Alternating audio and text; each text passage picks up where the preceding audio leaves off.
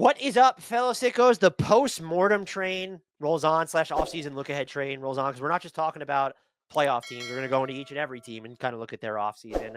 Let's get into it. The Los Angeles Clippers, Grant, did you want to take us through their vitals after I honestly think that this is one of the most confusing teams for me as we get into postmortems following that 7-game set with Denver. I mean, better to be confusing than hopeless, which is what we thought they were 7 months ago, or give or take. So basically, the Clippers are 15.1 million under the tax, or 23.1 million and 23.1 million under the first apron. This assumes, though, Harden at 36.3 and Batum at 4.9 pick up their player options. We could talk about that. This also assumes that Amir Coffey is a goner and Drew Eubanks is also gone. They should be able to access the non-taxpayer mid-level exception at 14.1 million.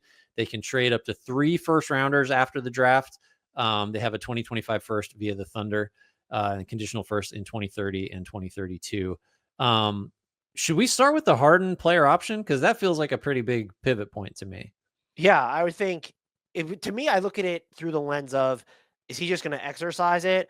Or is this, we're penciling him in for the Clippers with a new number? Because you don't see a scenario in which he opts out and leaves, right? No, I mean, I my best guess is he'll opt out and look for a 2-year, 80 million or 90 million or something like that, 1+1, that kind of thing. And I think if you're the Clippers, you probably just have to do it, right? I mean, although you can squeeze him a little bit because, like you're alluding to, where are you going to go? Like, you want to go play? You want to go back to Brooklyn? Don't think so. And like, maybe you could come up with a team, but like, let's just say they were willing to even trade for him, or like, there just doesn't feel like, oh, like Harden would be an excellent fit. Like, this team needs like James Harden at age 35 at the price that it's probably going to cost. Like, I do think there's a future, and who knows if he'd do this, where it's like he could be a 6-man on a really good team making 15 million a like year, the and 2012 Thunder. Maybe you think that basically, if he'll go full circle and he'll just be that guy. Hey, Um, he'd be a really good 6-man on the current Thunder, right? oh, you wouldn't have your shot creation problems anymore unless it was Game 7, I guess. But I think the opt out feels like, I don't think, like, do you think he might just pick it up and I'll be a free agent in 26? No, I feel like he'll get like the 1+1 again. And like, just Gotta be, right? yeah. Yeah. So that would be the pivot point. And then I think if you're using, let's say they game it properly, so they'll have the non-tax, but because we know Steve Ballmer will pay the tax. So but do they want to hard cap themselves at the first apron? They did already. So yeah, I think they would do that. What is like the need you're focusing on with this team? Well, I mean, they're not losing anybody really. Like, I'm trying to think, looking at their free agents, like Coffey's unrestricted. We mentioned him. Patty Mills is unrestricted. Ben Simmons. Like, there's just like, I mean, Did you see? But I'm sorry. Did you see who the betting favorite is right now to land Ben Simmons? oh my. First of all, there are odds on this. Yeah, taking people's money for that is criminal. But also, if you're gonna like, that's also on you. If you're gonna bet on Ben Simmons' next destination, I want to try to guess because I have no earthly idea. The Lakers. it's the Boston Celtics. So it was a flagship market, but it's Boston. That's weird. What the? Okay, he's What would his purpose? What, especially watching the Celtics against the Knicks, and like, what would be what would Ben Simmons do for that team? Pass the ball whenever he got it, I guess. I don't know. Yeah, that's what. So what are their? I mean, I guess you have to look at what just happened in the first round of the playoffs if you're assessing needs, like, because you can't just say they need Kawhi to be healthy, they need Harden to hold up another year. What went wrong against Denver in a 7-game series that either team could have won? I guess here's what I'm sure, before we even get into their needs, the path forward to them is really, my wife used this word the other day that she made up, confuzzled, where I'm like confused and anxious and just puzzled over it all. And can you bank?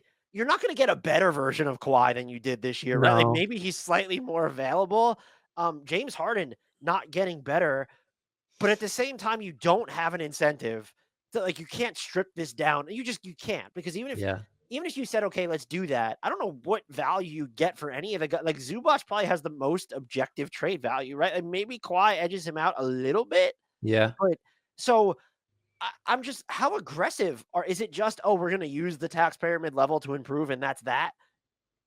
Or is it, oh, we might put first round No, equity on the table? I think that is it. The former. Because you just like it, this season was great. Like it was just beyond expectations for everybody, but you can't get caught up in like let's mortgage more of the future and like because we're going to get 2 or 3 more years out of this group. It's like it's a week to week thing, right? Like they ran hot towards the end of the season. I don't that's dismissive. Like they're good. This is a really good team when everybody is in the spot they're supposed to be in and healthy. But it's like the calculus can't really change that much because like for most of this iteration of the Kawhi Clippers, it's been like if they're healthy, they're really good and dangerous and can beat almost anybody. And that's exactly what happened in the first round here. Had they gone on, like I don't know, you would have the same like shit. They could win this series Mhm. against virtually anybody.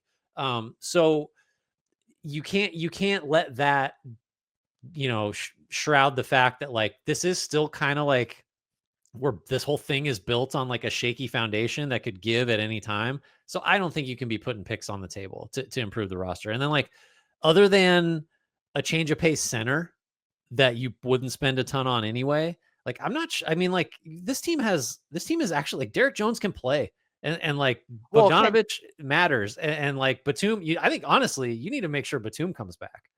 yeah, for sure. I remember when we thought he was going to retire. Maybe that was just like a threat to make sure that Never like, retire. That guy just swings playoff series. yeah, I'm with you on the big, and although yeah, I'm with you on the big, but I think the question they also need to ask is just like when you look at how some of these guys performed in the playoffs, it's like, okay, like Derek Jones Jr. could play, but again, him and Chris Dunn, they proved to be like iffy on the Yep. offensive end for you in the playoffs. And Hmm. then you have to look at Norman Powell and Bogdan Bogdanovich and say, even if you expect them to shoot better in the playoffs next year, is that the type of tertiary offense that you need, or is there a possibility to upgrade from there? That's all in addition to, I agree that you like the change of pace center. Like, you know, who this maybe wouldn't be like very change of pace, but there are like a couple bigs with mid level money that I think would be in, like, who knows what's going to happen with Brook Lopez in Milwaukee? Hmm. He could work here, like, give you some of the stretch, or Steven Adams on Oh, this team. Maybe they play him with Zubats at one point. Who knows? I mean, there's proof of concept on that.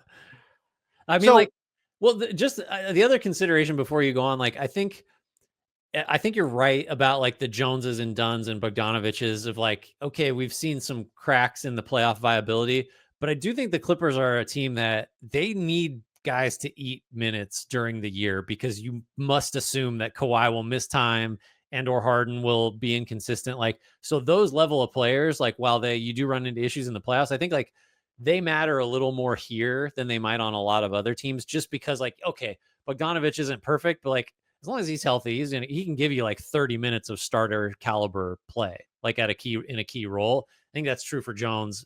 Even done like just the regular season, you're going to need some guys to chew up some of that time. that's a good point. I've also kind of wondered. I'm with you that I wouldn't like those 2030 and 2030, like those distant picks. I'm not touching those if I'm the Clippers. No, I But then agree. you look at like what would a trade offer look like if you attach Norman Powell's expiring salary to the 2025 first. That's going to be OKC. So it's the number was it the number 29 pick Hmm. that is going to end up being. What does that get you? Like it's I don't even know if that's upgrading Norm Powell situation. Well, does that if you send him to Orlando and you get back like John Isaac or like something like that to just I don't know like Now we're you kneecap your offense even right. further. That's the thing. I'm not trading Norman Powell probably for. I mean, he's among all the guys we mentioned. Like, there's a guy, assuming he doesn't just turn into a pumpkin, but like, there's a guy that's going to be get you 25 any night. You don't have Kawhi. That's going to And, matter. like, the way you framed it in terms of the regular season is like these guys, even if you would like someone who's not Norman Powell in the playoffs, you also need someone who's like going to be as good or better than Norman Powell to get you through the regular season. Right, which is like a fringe all star, which you're But just like I knew who you and going the to go other thing get. with him too is like, yeah, he had some more like on ball stuff this year, but what makes him so appealing is well, when Kawhi and James Harden are available, and if you want to put him next to like floor space, like he doesn't need the ball and he can stretch Mhm. the floor. So you need to factor in all of this. It's sort of it's the Pelicans aren't a great analog, but it's like they were trying to build a team around Zion Williamson that both optimized him but could exist at a high level without him. Yeah. And that's sort of what, to a lesser degree, the Clippers need to do. And it's like, Hmm. James Harden will be available, but he's also getting older. It's such a it's a challenging offseason, but I will say, because I was so wrong about their Right. 2024 offseason, this front office has more than earned the benefit of the doubt. And so if they go out again and you split up the mid-level between two players, and that's like Mhm. kind of the change they make. I'm I'm just gonna trust. I'm not gonna pick them to win the title, but at this point, it's sort of just like, can you remain competitive and relevant while making these moves on the margins until other opportunities open up? And your point about the regular season, I think, is super salient because I'm sure they will crop up as well. Why don't they throw it all in if like they could get to Kevin Durant's money? One, I guess you could get to that money, but that's decimating your non-Kawhi Harden rotation Yeah. at that point. And this isn't a team that when you look at, they might be deep, but when you just look at the age at the top of their roster, that's not necessarily a luxury they have of thinking in those terms. Yeah, I think maybe the button to put on it is like it is challenging to have to balance regular season needs, past, present and future stuff while dealing with this idea that like, yeah, our top two guys or top three guys like are really they're good enough to almost get us over the hump against anybody, but we don't know how about one and a half or two of those guys for any like 2 week stretch of the year, and then the playoffs is just a big like hopefully we time it right and they're good. These are all great challenges to have relative to the ones we thought the Clippers might be facing going into this offseason. Because last year it was just like doom and gloom. This is bleak. This is a hopeless situation. And they, you better believe they're happy to be trying to juggle all this stuff because like, oh, it actually affects like, can they win 53 games and get the second or third seed like that? That's miles away from where I thought this was headed not that long ago. The final thing on them, I just wanted to throw a couple of, if they were free agents, like would the mid level, if you have the full mid level, can this get you in the conversation? I think for most of them you would. I'll start with the one where I don't think it would. But if the Rockets decline his team option, like Fred Van Fleet, I would take that as a signal because there's not a ton of teams with cap space. At the Yeah. same time, I'd almost take it as a signal, oh, he'll just be back in Houston. It'll be higher than 14 million a year, but it'll be less Yeah. than 40 plus. Yeah, if you could get Van Vliet for the mid-level, that's a no-brainer. Anybody would say yes to that. I just What think if they're like, if you could say, what if they're ready to unbottle Reed Shepherd? And so it's like, it's a Fred Van Fleet sign and trade. yeah. Are you like looking at the pick plus Norman Powell to get Fred Van Fleet? Would you do that? Oh, man. My first reaction was like, I don't know what I think about the Harden Van Vliet backcourt, but like Van Vliet can really guard. So I think, and he has on and off ball value. I think, is he better than Powell on this team though? I guess probably, but that's not a like a super easy decision for me. Would you do that? I have no, I might. I'm gonna you're right. The Harden Van Fleet, but like you still have Chris Dunn to kind of throw in there, and Fred Van Fleet's a better defender than Norman Powell right now. He's just getting older and he's smaller, so that would be Yeah. something to consider. And if Harden misses time, Bogdanovich and Van Vliet are gonna your offense will be fine. Like that's doable. And you Yeah, I don't also, know. one of the reasons you might not do that, even if the opportunity was available, is do you like any of the names that are, I think, fall in more mid-level territory, if not less? Malcolm Brogdon, Sure. Yeah. That's got to be way below the mid level though, right? I mean, you can't count on him holding up that or forever. it's a short-term deal at the full mid-level, yeah. Yeah. What about Dennis Schroeder? I think he's getting the mid level. Don't you? Like I just as a threshold issue, I think what he's done with the Pistons is like, yeah, he's gonna be, and that like it's pretty close to what his number was coming off this year. I forget what he was making exactly, 12, 13, something like that. What's tough with him, though, is, like, his biggest value, he can do some stuff defensively, but it's he can give your other primary ball handlers, like, in-game breaks away from the Mhm. ball, and I still feel like, even to this day, there's a cap on the value of doing that when Harden is your primary ball handling option. Right, yeah, because it just doesn't have any off-ball value.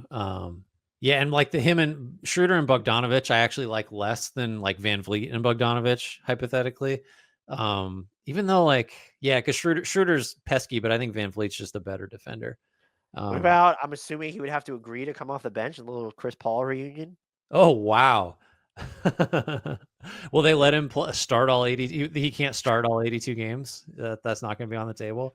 They could also look at one of the Joneses, Trey Jones, Tyus Jones. I think Malcolm Brogdon's the most interesting to me. This would be kind of a swing, but if you believe you have the defense to insulate him, D'Angelo Russell, Yeah, yeah. I mean, talk that's about a change of come pace. off the bench, right? You're not Yeah. starting him next to Harden. Him and Dunn would be good. Him and Bogdanovich is not playable. You'd have to really do I mean, but if you could get him at mid-level money, then you're not really that concerned about fit issues with other bench guys.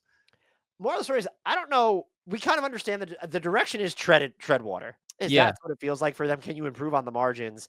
I'll still be interested to see how they go about doing that. right. All right, that's going to do it. Thanks everybody for listening, for watching. If you have not already, please remember to rate, review, and subscribe. If you're watching this on YouTube, give us a thumbs up, leave us a comment there. Join our Discord. Links for that are in the YouTube and podcast description. Tell your friends, tell your enemies. Shouts, Frank Ntilikina. Apologies, Jared Allen.